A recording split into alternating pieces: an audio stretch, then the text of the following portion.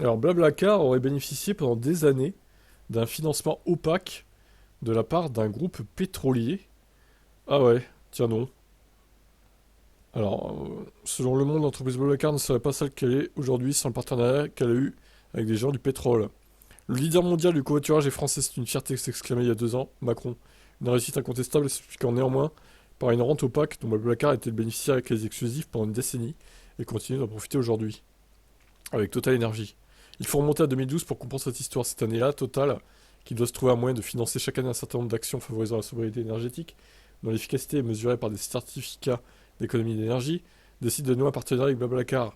Des cartes carburant d'un montant de 20 euros sont offertes par Total à tout nouvel inscrit sur la seule plateforme de covoiturage. À cet avantage, le groupe pétrolier verse à Blablacar plusieurs dizaines d'euros pour chaque conducteur enregistré. Un excellent tremplin pour Blablacar qui peine encore à se faire connaître du grand public à cette époque, mais une rente opaque dont Blablacar était le bénéficiaire quasi exclusif pendant une décennie et continue de profiter aujourd'hui. Le hic, c'est donc que ce montage financier validé par le ministère de l'écologie n'aurait profité qu'à Blablacar pendant bien longtemps. Il aurait fallu attendre, en effet plus récemment, pour que les entreprises concurrentes Caros et Klaxit, cette dernière a été acquise par Blablacar l'année dernière, profitent des mêmes avantages financiers. Au total, ce sera environ 250 millions d'euros qu'auraient gagné les trois plateformes entre 2012 et 2021, dont une majorité, on le suppose, pour Blablacar.